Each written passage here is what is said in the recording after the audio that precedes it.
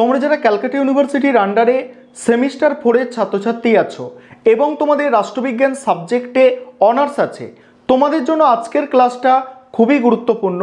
আজকের ক্লাসে তোমাদের সিসি 10 পেপারে মডিউল 1 থেকে 10 নম্বরের দুটি গুরুত্বপূর্ণ বড় প্রশ্নের উত্তর নিয়ে আলোচনা করব। প্রথম যে প্রশ্নটা থাকছে, সাম্যবাদ সম্পর্কে প্লেটোর ধারণা আলোচনা করো। দ্বিতীয় গুরুত্বপূর্ণ প্রশ্ন, সংবিধান সম্পর্কে অ্যারিস্টটলের মতবাদের ওপর একটি সংক্ষিপ্ত টিকা লেখো। এই দুটো প্রশ্নের উত্তর নিয়ে আজকের ক্লাসে আলোচনা করব। তাহলে প্রশ্নের উত্তর দুটো তোমরা ভালোভাবে বুঝে নাও। আরেকটা বিষয় তোমাদের এখানে বলবো যে তোমাদের 10 নম্বরের প্রশ্নের উত্তরের জন্য ইউনিভার্সিটির পক্ষ থেকে 100 ওয়ার্ডে লিখতে বলা হয়েছে।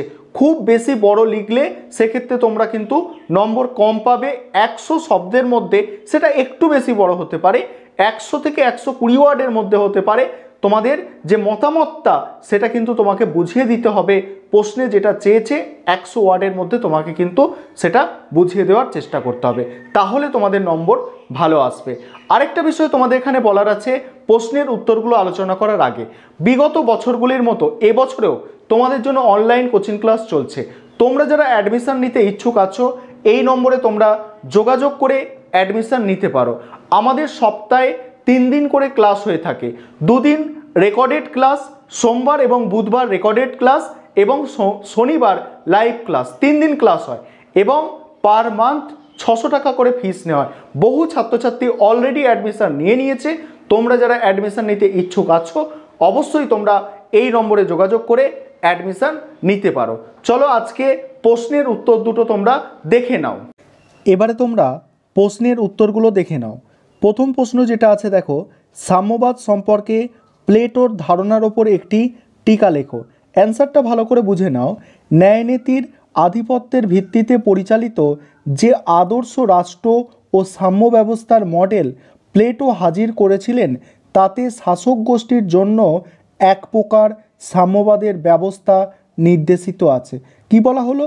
যে ন্যায়নীতির আধিপত্যের ভিত্তিতে পরিচালিত যে আদর্শ রাষ্ট্র ও সমাজ ব্যবস্থার মডেল প্লেটো হাজির করেছিলেন, তাতে শাসক গোষ্ঠীর জন্য এক প্রকার সাম্যবাদের ব্যবস্থা নির্দেশিত আছে।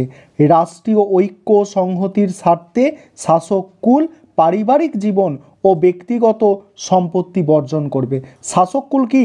পারিবারিক জীবন এবং ব্যক্তিগত সম্পত্তি বর্জন করবে। পরিবার ও সম্পত্তির ক্ষেত্রে এইরূপ সাম্যবাদী আদর্শ হল রাষ্ট্রের বস্তুগত ও অর্থনৈতিক মাত্রা। এক দীর্ঘকালীন শিক্ষা ব্যবস্থার মধ্যে দিয়ে প্লেটো যেভাবে তার অভিভাবক শাসক শ্রেণীর মানুষদের সংগঠিত করতে চেয়েছিলেন, তাতে ওই সাম্যবাদী ব্যবস্থাটি এক সহযোগী অনুসিদ্ধান্ত হিসাবে যেন তার রাষ্ট্রতত্ত্বে স্থান পেয়েছে। প্লেটো মনে করতেন এইরূপ সাম্যবাদ শাসক শ্রেণীর মধ্যে এক প্রকার উদারতা ও বিশুদ্ধতার প্রকাশ ঘটাবে, যা একটি রাষ্ট্রে ন্যায়নীতি প্রতিষ্ঠার জন্য আবশ্যক।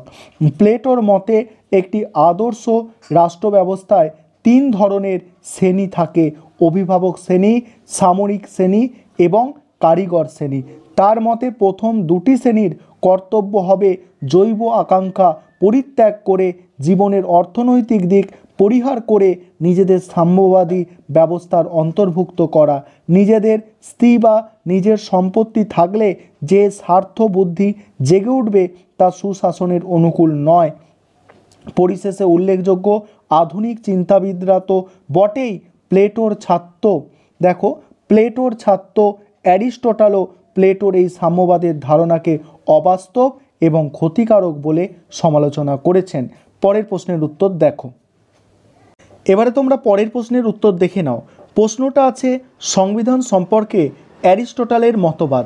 কি বলা হচ্ছে দেখো, রাষ্ট্রবিজ্ঞানের পাঠের সূচনাকাল থেকেই সরকারকে শ্রেণীবিভাগ করার প্রয়াস লক্ষ্য করা যায়।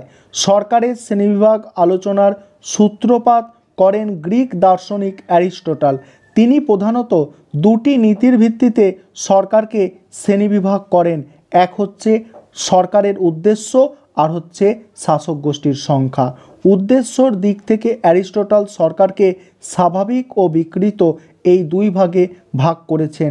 সমাজের মঙ্গলের স্বার্থে যে শাসন ব্যবস্থা পরিচালিত হয় সেটি হলো স্বাভাবিক, আর সমাজের মঙ্গলের পরিবর্তে শাসক গোষ্ঠীর স্বার্থে পরিচালিত শাসন ব্যবস্থা হলো বিকৃত।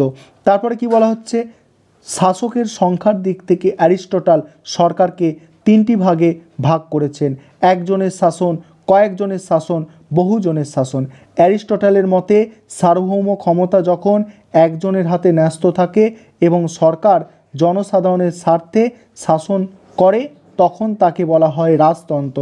কিছু সংখ্যক ব্যক্তির হাতে সার্বভৌম ক্ষমতা ন্যস্ত থাকলে এবং সমাজের স্বার্থে শাসন ব্যবস্থা পরিচালিত হলে তাকে বলা হবে অভিজাততন্ত্র।